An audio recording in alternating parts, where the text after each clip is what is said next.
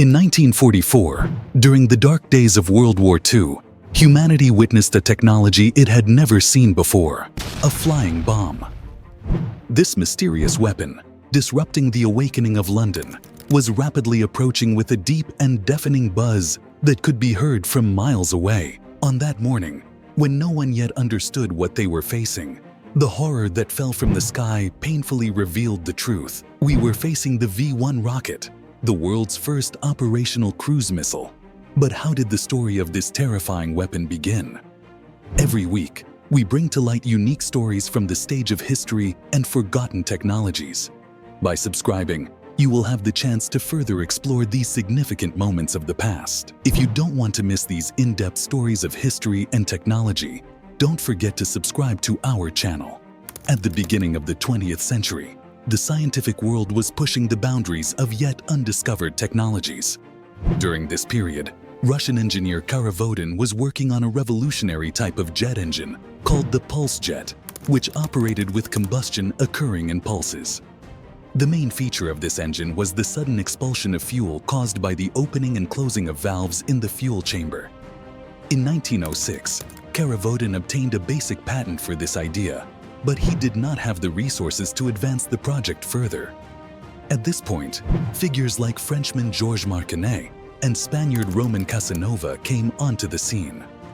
These two scientists took the work initiated by Karavodin and played a critical role in the technological developments that enabled the world's first operational cruise missile.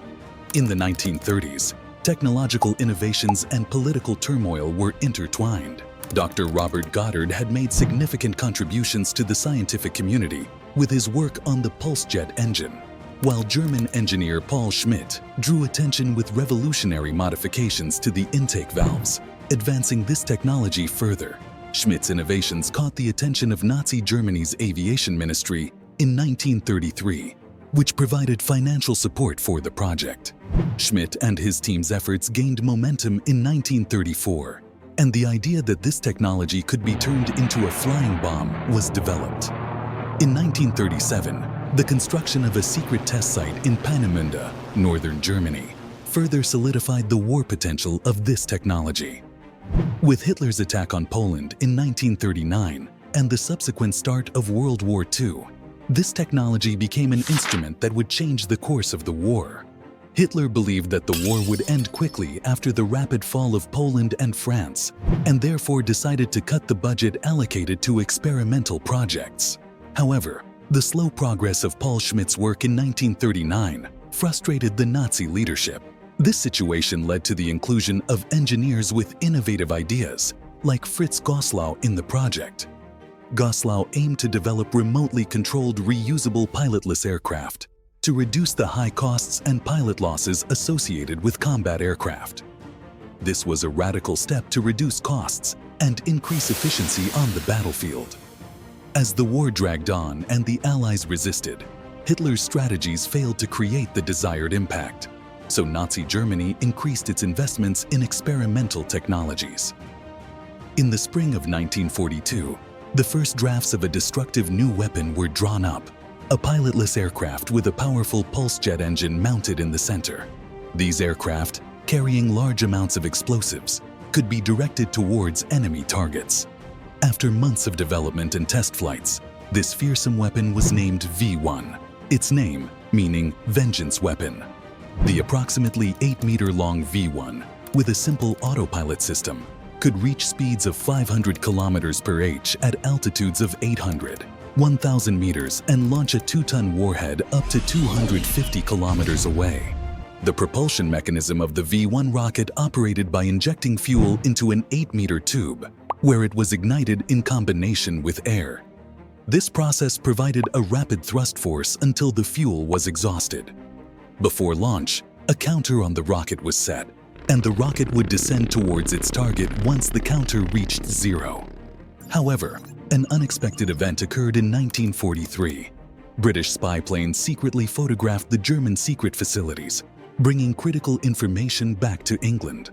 On the night of August 1943, the British bombarded these facilities with hundreds of bombs, causing severe damage. Although the scientists survived, The Germans had to move the facilities to a safer location in an iron mine in Tierslet. By the end of 1943, V-1 rockets went into mass production, and approximately 5,000 units were manufactured. Launch ramps were strategically placed in northern France, closest to England. During an aerial reconnaissance mission by British intelligence, a V-1 rocket was spotted on a ramp aimed towards London. This was the second major strategic mistake made by the German army. The British, without the Germans' knowledge, dropped over 120 tons of bombs on the V-1 missile ramps, rendering most of them inoperable. However, the Germans quickly built new V-1 launching sites. This time, they concealed the ramps in forested areas and increased security measures. From these hidden ramps, V-1 rockets, catapulted at high speed, were directed towards England. In June 1944, people saw an unusual buzzing object in the sky. This object fell near a railway bridge, exploded, and caused significant destruction, resulting in the deaths of 6 people. This attack once again brought the horrors and brutal realities of war to the residents of London. Only 4 of the first 10 launched V-1 rockets reached England, and only 1 of them reached London, rendering dozens of homes unusable. The effects of the destruction caused by this single rocket can be clearly seen in a photograph taken immediately afterwards. In the photo, an elderly man and his dog are seen among the rubble. The man had returned to find his house destroyed and learned that his wife had been trapped under the debris. This was one of the first instances in World War history where a country inflicted significant destruction on another without any risk to itself. For the initial attacks, the Germans quickly made new calculations and launched 244 more rockets in a short period. This time, over 70 rockets fell on England. However, because V-1 rockets flew in a straight line and made a lot of noise, they were easily detected and shot down before reaching their targets, failing to create the expected impact on the overall course of the war. The main reason for the ineffectiveness of the V-1 rockets was the Allies' capture of the French coasts during the Normandy landings, which allowed them to destroy many of the launch ramps. This situation greatly limited the effects of the V-1 rockets. However, the potential of this technology caught the attention of the United States. The Americans sent the captured V-1 structure and components for detailed examination to Wright-Patterson Field in Ohio. Meanwhile, the Germans may have stopped working on the V-1, but they were focusing on another secretly carried out project. This newly developed weapon would ignite the fuse for a new conflict between America and Russia in the future, and would profoundly influence the fate of the world.